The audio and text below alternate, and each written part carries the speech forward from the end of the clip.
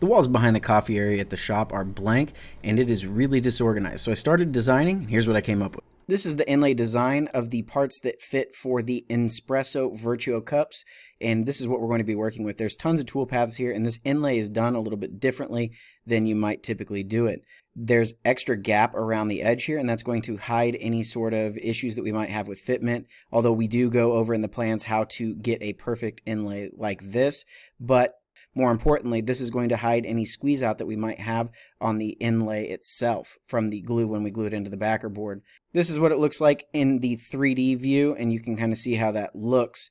The plans for this project are available on our website, and again, this is for the Nespresso Virtuo cups. If you want to make it for yourself, definitely check it out on our website. Let's head out to the shop and get to building this.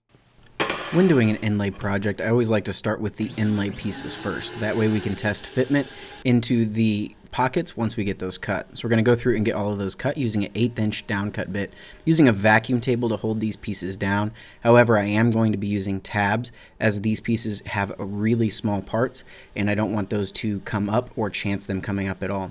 So we're going to use this to go through and do all of our cutting. We're cutting in the lips right now around where the inlay is going to fit in, and then we'll go back and we'll cut all of the profiles that we need for each one of the pieces.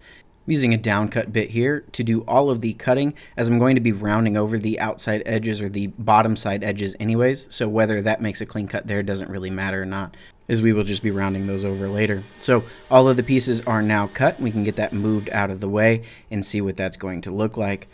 As I said before, we did use tabs on this piece, so we do have those still holding them in, and again, that's just because these pieces were so small, but the vacuum table did a really nice job holding this piece of plywood that wasn't flat to the machine, and now we can get those all trimmed out using a multi-tool. This is my preferred method for cutting through tabs. These are on a curve, so I'm using a tiny little blade here on the multi-tool to be able to get into all of those areas. Normally I like to place tabs on straight edges, just didn't work out on this, but we're going to set those aside. Now we can work on our backer board. I'm going to go ahead and pre-finish everything here. That way we have everything finished, and when we cut the pockets, we don't need to worry about getting finish in those pockets. This is just a glued up panel of oak, and again, the piece was not flat, but with the vacuum table, it sucks that down nice and flat. That way we ensure our inlay is even on all of the pieces. We'll use the auto tool changer to change out the bits. We'll pick up a 1/4 inch down cut bit to go through and do the majority of the waste removal on all of our pockets. We're going to go through just in a single pass, as we're only inlaying these about 1/8 of an inch.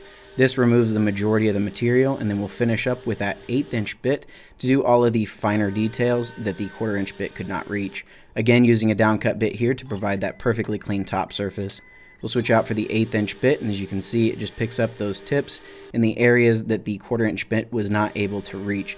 Does a really nice job removing the rest of that material, and we have a nice pocket for all of the inlay work. We'll get that switched out for a 1/4 inch compression bit. Compression bit has a upcut portion and a downcut portion of the bit, which means that as long as the downcut portion is touching the top of the material on the first pass, you get a clean cut on the top and bottom surface of the material, leaving you with really no cleanup work to do there. So we got that all pulled up, and our inlay fits perfect. It's always nice to get that little pop fit. So now we'll move back to our inlay pieces and get all of those tabs removed. Using some mini bits here, as these mini bits have a tiny 3/16 inch diameter ball bearing, which allows them to go where other bits simply cannot. There's too much space between the bearing and the cutting area of a lot of the bits to be able to fit into a small area like this. These bits definitely help out a lot for CNC work. Got all of those flush trimmed, and now I'll switch out for a mini roundover bit. This is just going to leave me with a 1/16 inch radius on the edge here, and again, it's getting in where a lot of bits are not able to. So cleans up those edges really nice, and this is why it didn't matter what the cut looked like on the back side, so that allowed me to use the down cut bit. We have all of our pieces rounded over, everything's ready to go there. Now we'll move on to the backer board. For this, I'm going to use a 1/4 inch radius 4 flute roundover bit, and this bit provides a really nice clean cut. The 4 flutes on it are really amazing. One of the things that a lot of people don't consider with router tables is that you do need to pay attention to the RPMs. With the 4 flutes, you need to either lower the RPM of the router itself or increase the amount of feed that or how fast you're feeding your piece into the material. I'm using a micro jig grip block here just to keep things nice and safe, and we have a beautiful roundover on this backer board. Now we can move over and get the edges all finished on that. So we finished everything else, and now we're just going to touch up those edges that we cut on the CNC, and this again ensures that we don't get any finish into the pockets that we don't want.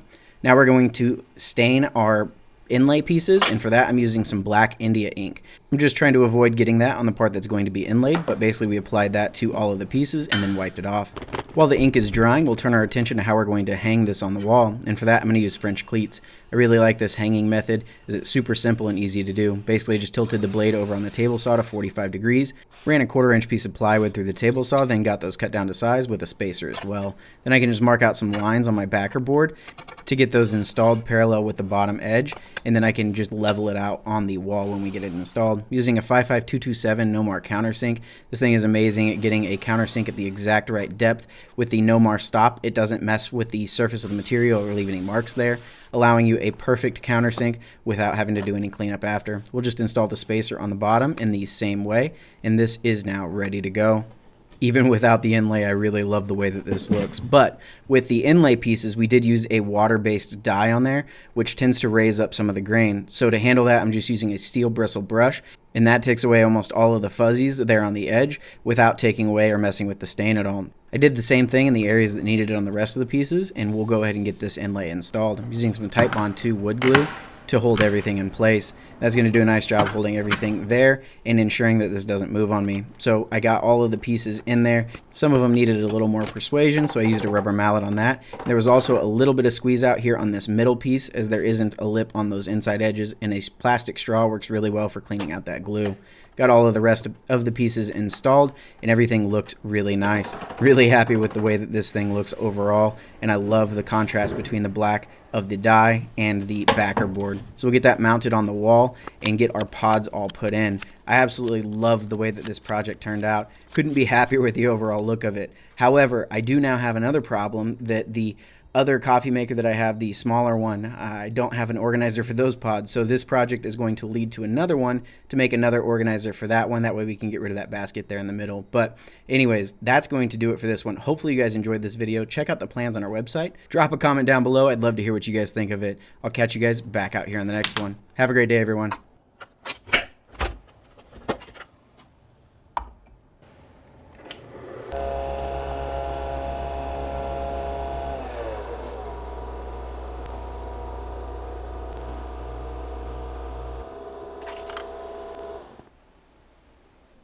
Thank you guys so much for watching. If you love this type of content, be sure to subscribe right over here and click right over here for more great videos.